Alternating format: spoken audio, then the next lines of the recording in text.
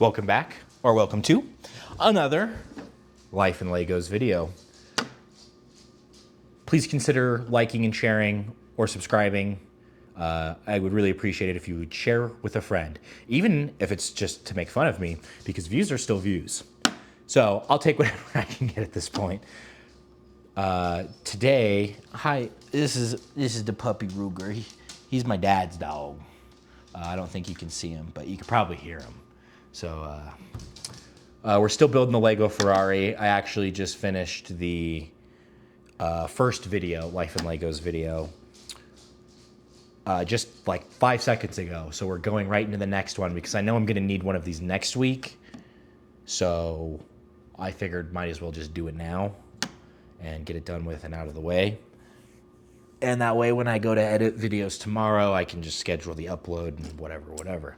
And I think that actually is going to lead us into a topic. I have five topics written down off screen over here that I'm going to kind of bounce around in between. But let's talk about preparedness. This one is off the fly. I think one thing that you really have to consider as a bodybuilder is one thing you have to do and do well is to be prepared. Preparedness is a huge part of bodybuilding. How far ahead can you structure and think? Do you know where you're going to be in a week, and how are you going to have to change and adjust? Can you see these changes and adjustments coming? Like between your split, your nutrition, rest and recovery. You get a promotion at your job or whatever. You gotta account for all these little things. Is the hours at work that are gonna change affect your training? If it's gonna affect your training, is it worth? Is it even actually worth it? It just depends on how about it you are. Me, I have quit so many jobs because it has gotten into the way of bodybuilding, and that's kind of one thing that I mention when I go to a job is I will always pick bodybuilding over a job any day of the week. I don't care. Fire me. The highest paying job I have ever had, I was there for a week and I said, nope, I cannot bodybuild and do this thing at the same time. So the job's got to go. So measure your level of commitment and kind of like know where you're at with things when that's all said and done, and if it comes to that point. And being prepared is very huge. For me, preparedness, like when I did my first cut, for my first show, I honestly, C-Bum's advice was make your first prep your worst prep. The dog is inspecting the camera. That's kind of making me nervous. He's a bit of a boneheaded klutz. So hopefully he doesn't knock over my life savings. Which is also crazy to think about. When it came down to our C-Bum's advice was make your first prep your worst prep. My first prep went so good. I didn't cheat on my diet a single time, didn't crash out. Like I was just fine. Pretty much all the way up till the day of the show. I worked literally all the way up to the day of the show, pretty much. Minus the drive up there and the one day buffer we spent there as well. And even then, I was still walking around the mall, like hanging out and doing all the fun stuff that Vegas has to offer. And that's kind of I don't know, that makes sense. But when it comes down to preparedness, you need to be very prepared. Geez, dude, I'm trying to build the Legos and talk at the same time is a little challenging. First prep, worst prep. My prep was great. Don't know how I'm going to beat it because it went so well. So I'm hoping to just emulate that again. But I was so prepared that I literally had my water for the next day like lined out. Like I knew how much water I needed. And so I would take the scale in there and I would measure. I had like 3 water bottles and I would measure out all the water I was allowed to have in a day between these water bottles.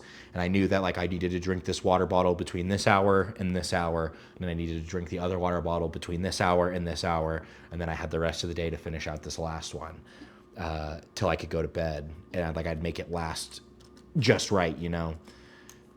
All my food, every week, since I started my first bulk, I have reserved Saturdays every Saturday for meal prep.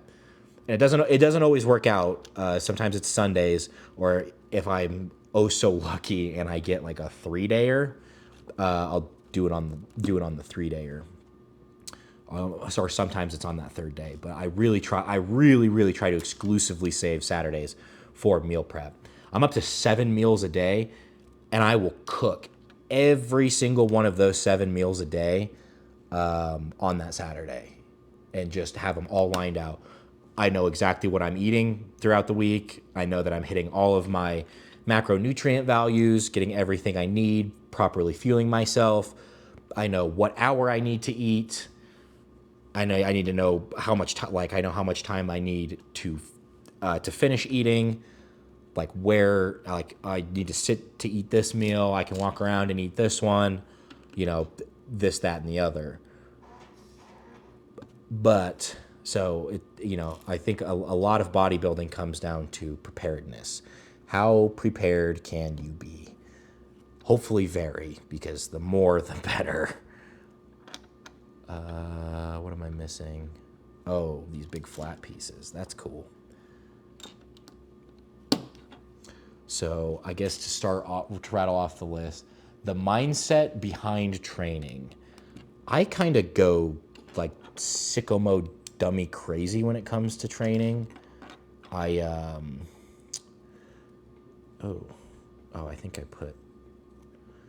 think the black line is supposed to be facing out. That didn't work out very well.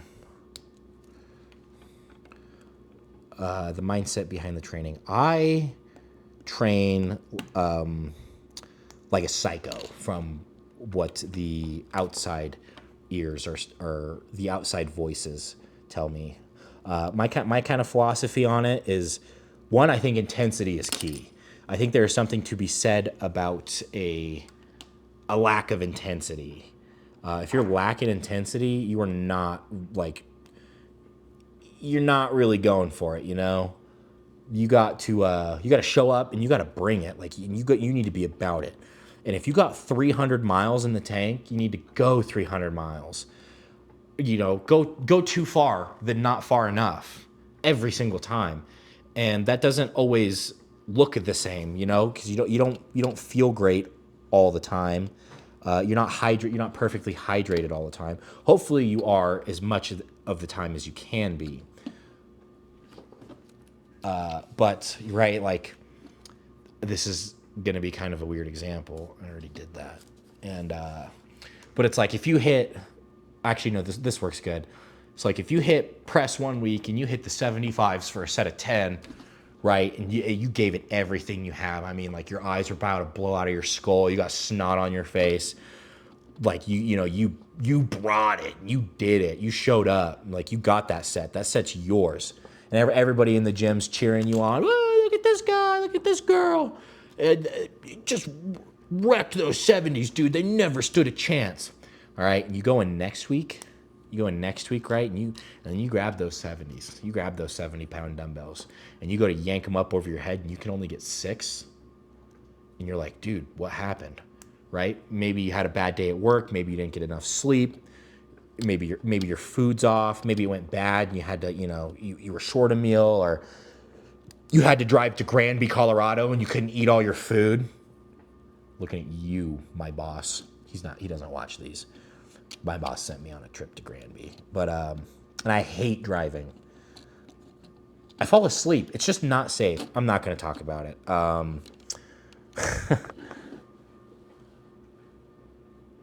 What? Yeah, no, that's right. Oh, there we are. Yeah, and you grab those 70s and you can only hit them for 6, but you are still snot pouring down your face, eyeballs about to bulge out, right? And that's just it. That's your 100% for the day. As long as you give 100%, right? I want to say like 100, give it 110% every time. I don't know, it's 110% real, whatever. But, it looks different every day. And sometimes that might be a little scary, right? My numbers are all over the place. I don't know what's wrong, what's this, what's that. And like sometimes, especially when you're first starting and you're kind of a little bit more of a immature, it takes a little bit of time to stabilize out and kind of get things figured out and get a nice rhyme and a reason going, or at least a good rhythm. So but as long as you have that goal in mind and you're taking steps to get towards that goal, you're going to be fine. There's a really nice graph on CBum's Instagram. Actually, it's the standard, the training app Instagram, and it's like this line graph, and it's like your days, and like it's like up down up down up down up down, and then it's like your weeks, and it's like up down up down, your months, and it's like a bigger up. Okay, maybe it goes down a little bit, and then it goes back up, and then it was like your years, and it's like this, steady line. So as long as you're steadily going and steadily giving it all you have, you'll get there. Whether it looks like 10 reps with the 70s on Monday and 6 reps on Thursday, as long as you're just going in there and giving it your all, you're good. You're gonna get there, and you're gonna do great. Just go hard. That's like the thing. And honestly, and if you're newer to the gym, it honestly doesn't even really matter what you're doing. As long as you're doing something, you're going to be so sensitive to metabolic physical changes, muscle growth, fat loss, water loss, just any sort of metabolic and physical change. Just get in there and do it hard, and you're going to get the most results out of that first year, maybe even the first 2. So yeah, I also, to go back to the training side of things, I like the 4 sets 12. Oh, there it is.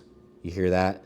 It's the sound of 1,000 broccoli-headed science lifters coming to chastise me, to nail me to the cross and tell me that I'm fatiguing myself too much. Isn't that the point, though?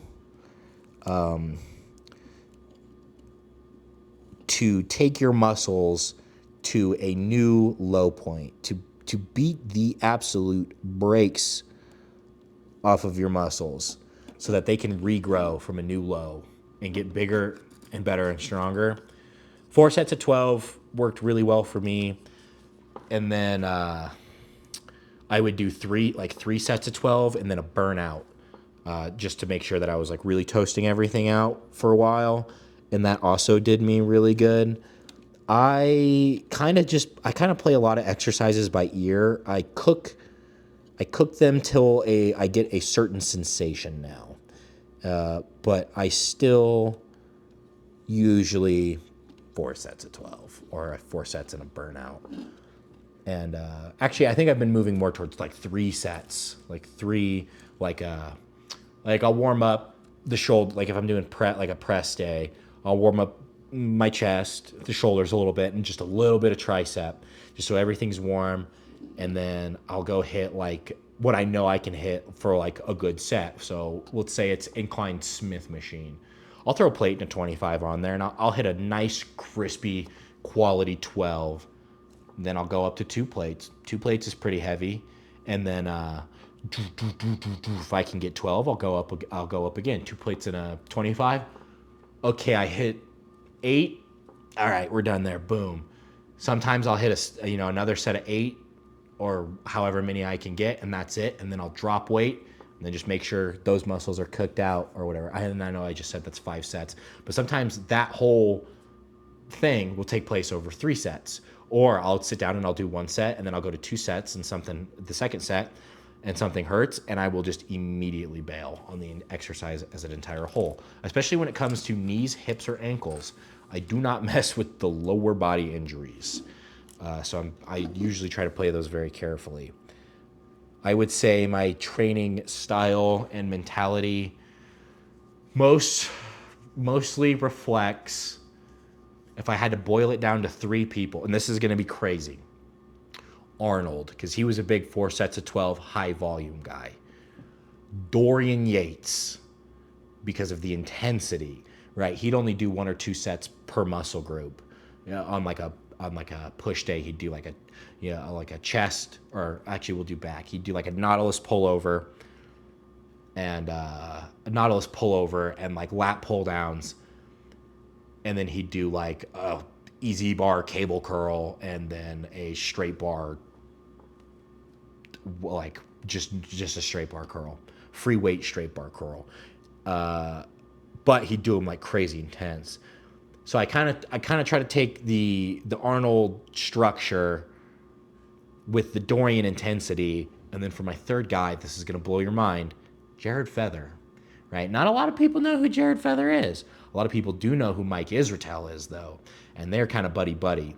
And so you're probably thinking like, well, how do you take one of the biggest science-based guys ever and throw him into your mix with these other two boneheads per se? I think I'm not like a huge proprietor for science-based lifting by any means, but I do like the science behind lifting. And so like if you tell me to put a strap on your elbow and hold a Bluetooth D-ring and flap your arm like this, I'm gonna look at you like you're stupid. But if you tell me that like, oh, a cable easy bar curl is more effective than a standing free bar cable curl, I'm probably going to be more inclined to do the cable stuff, right? Because because it's under tension for longer. It's a more linear, whatever jargon you want to throw in there. So I do like to listen to some of the science, but not all of it, because I don't know. It's just not me. It doesn't fit my personality or my archetype or my style really. So you gotta. Coach Greg has a really nice anecdote that I think goes for a lot of people and is very well said. And it says the best routine is the one that you can do the most for the longest. And I can't do like the holding reps in reserve thing. So like again, like I said, like if you got 300 miles in the tank, go 300 miles, dude. Why would you not go any further? Either way, we've touched on it, and you've probably heard it so many times. So training, the mindset behind the training split and structure. We kind of talked about that a little bit. I have been living by push-pull legs a lot for like the last 2 years. I would say I was a super big bro split guy for a long time. Loved the bro split. And I think it works, and it works for a lot of people. I think the recovery it offers is also pretty good. But push-pull legs has just been helping me put size on. Lifting more, and I like the structure of it better. So push-pull legs, when I was in high school, my first coach, I guess I can't call him a coach. My teacher, my weights teacher, always said, go big to small. So like, let's take back, for example, because we've been talking about push way too much. It's like if we take our whole back, right, and we got back, buys, and forearms, right? Forearms kind of go for everything, but they're a little bit more prominent in the pulling exercises on a pull day. So if I start with a whole bunch of wrist curls and all these forearms, and I get my forearms like super pumped up, juiced, and they're gassed, when I go to do a lat pull down, I'm not going to be able to hang on to that thing. So it's probably a little bit better to cook your lats, thin your biceps, finish out with forearms, because then you don't have to grab onto anything. Whereas, like, sure, you got straps that you can strap up on or strap up with, but like you know, you're not going to be able to hang on to those fully 100%. And if your forearms are outworking your lats, you need to hit more lats anyways, dude. Your build is crazy. So big, I would say big to small, push pull legs if you're going for like a size or for a show. A lot of dudes swear by like upper lower, but again, and this is so cheeky and it's so corny and it's literally the answer to everything. Like everybody says this, and I hate to be that guy, and I hate to give it to you too, but you got to do what's best for you. Like whatever. One second, I gotta let the dog outside. You got to do what's best for you every single time. My best friend Micah, right? He is built like a refrigerator. The dude he's just a Clydesdale. He's a horse. He's meant to work. And so he's big and he's thick. And he's got longer legs than mine. So when we would do these leg days together, we used to like argue about what we were gonna do. Well, I want to do hack squats. I can't do hack squats. Hack squats hurt my knees. Okay, well then let's do barbell back squats. And then it's like, well, I don't want to do barbell back squats because the weight gets loaded funny on my hips or something. And it's only when we kind of started deviating from each other that we really started to put size on and grow.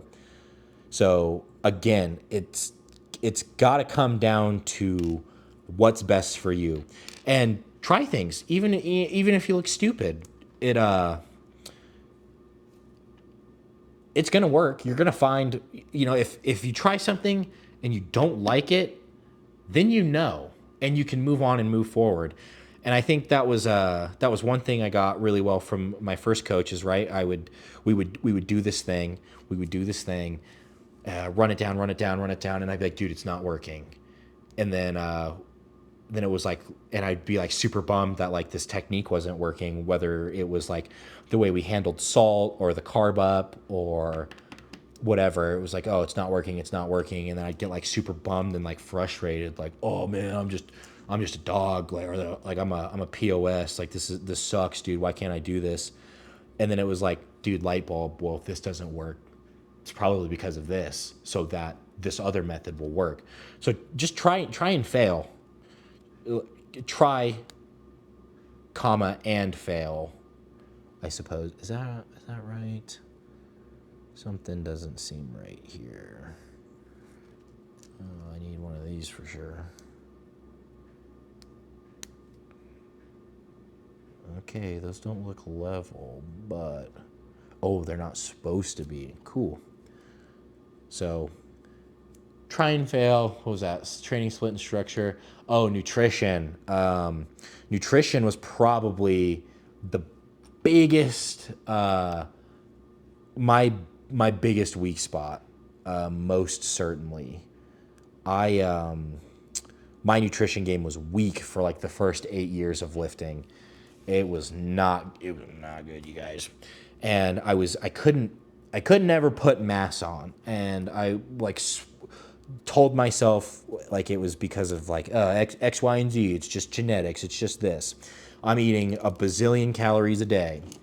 Okay, buddy. I'm gonna tell you right now. You very well could be eating 6,000 calories a day, but how many grams of protein are you eating?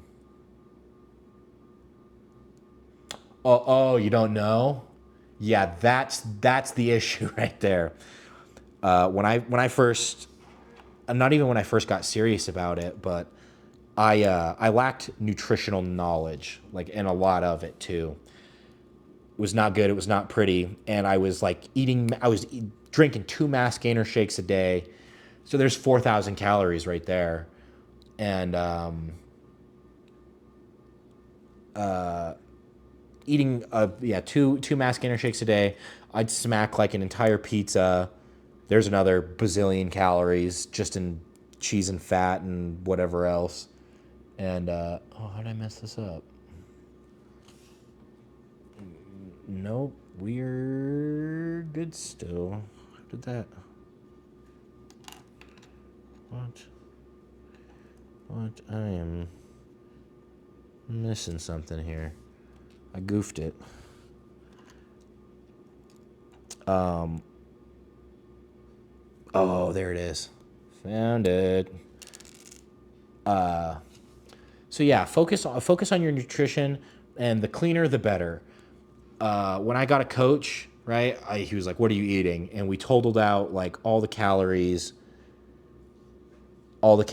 this and that, yada yada yada. Okay, no, that's not even. Oh, because it also gets. Oh, glad there's an extra one of those. Oh, I really hope that this is an extra one because I'm gonna lose my mind if I have to find a 1x1 Lego piece in this thick shag carpet underneath my feet. Focus on your nutrition. Know how many grams of protein you're having.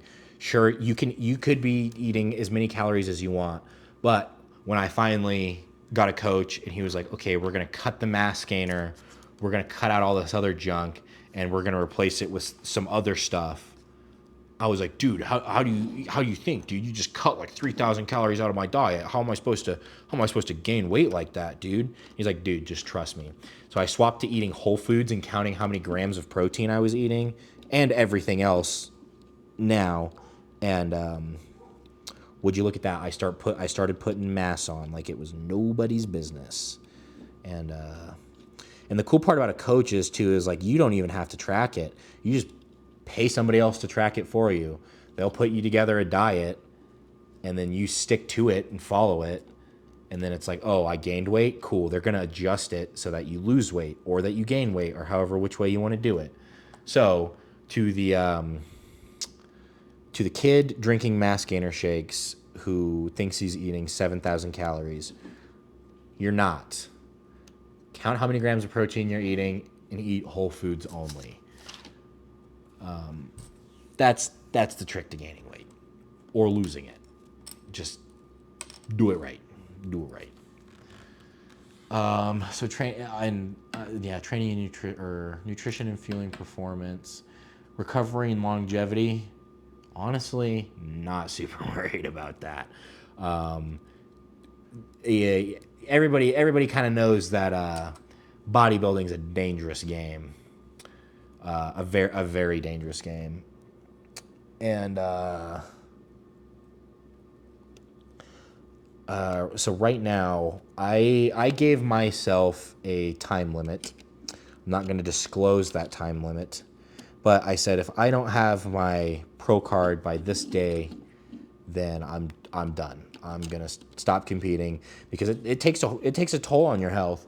And when I started doing gear, because I'm open about being on gear, the from the year I was natty to the year now, I look like I aged like a dog, like an absolute dog. It was kind of scary to see, like first and foremost, but yeah, it takes a toll on your health, and it's a lot of time that you got to spend doing it. So I guess if you don't want a pro card, just don't do gear or any sort of PEDs if you're not competing, like truly. And like just be mindful, like we take a look at Ronnie Coleman, and he's in a wheelchair right now, probably because he pushed his body to the absolute, brink. There's a reason why he's considered one of the greatest bodybuilders of all time. Yeah, and he's in a wheelchair, probably because he went super hard. So if you're not concerned about gold medals or placing first or anything, you should probably be a little bit more forward thinking with it. I'm trying to slam it out pretty hard and pretty quick right now is kind of my methodology. Well, I'm still trying to do it right. I'm just trying to do it as right as fast as possible because I want to get there. And maybe it's just like a generational thing, but it's like I see all these like youngins, dude, who are just built to the hilt off the walls, and I'm like, how did you do that? You're literally younger than me. And I think it's all just because they locked in sooner and they figured it out sooner, and I was just too busy dilly dallying. So and everything happens when it's supposed to happen. So it'll happen when it's supposed to happen. Hopefully it's just on time. And so lastly, topic number 5, long-term progression and goals. Yeah, a lot of this comes down to what your goal is. No goal is too small, right? The soccer mom with 3 kids who just wants to fit into a dress, who just wants to lose 20 pounds and fit into a dress that she fit into a couple years ago, that 20 pounds is just as important to her as, winning the Olympia to me. I'm going to say that. No dream is too small. And so, one, I think we need to be aware of the importance of each other and the importance of the space that we're in when we're in the gym, right? It's a place for change and it's a place for goals, and those goals matter a lot to people, whether it's just losing 20 pounds or winning the Olympia, winning your first show or winning your 5th show, trying to get cut for summer, trying to bulk for winter. It's all the same. The value's not any lesser anywhere. So just that's one thing to be mindful of. I'm gonna win the Olympia. I swear. I can I think I've talked about it before, but there's this edit with that Lena Flores song, and every time my brain just gets a little bit too quiet, I can hear the guitar. Days seem sometimes as if they'll never end, and I can hear it, and it's like that better self in the back of me that it just rings my bell, ding, and it's like, am I doing everything I need to be doing? And it kind of puts me in check. It's a bit jarring, kind of scary sometimes. I think about it all the time, but and that's another thing, is just always think about your goals. And so remember, there's no goal that's too big, and there's no goal that's too small. Any sort of change matters, So I hope, and visualize your goal. Have a clear vision of it, and know what you want. I think that's half the battle. If you just want to be bigger and stronger, look at the people you admire and see how they got to that spot and emulate it if that's the case. Or look at the hard facts and see what's proven and do it that way. There's 150 different ways to skin a cat. Do what's going to be best for you to get to where you want to be, So I guess that's a good spot to wrap it up, because I'm talking about skinning animals now, and I don't know if YouTube's really going to like that. So either way, guys, I think, wow, this one came off really good. I'm really proud of this one. So stay tough, hit your macros, and consider sharing with a friend. I really appreciate all the love and support, and I can't wait to see you guys for the next one. I'm going to sit here and finish this Lego Ferrari now that I'm all worked up. So have a good night. Take care.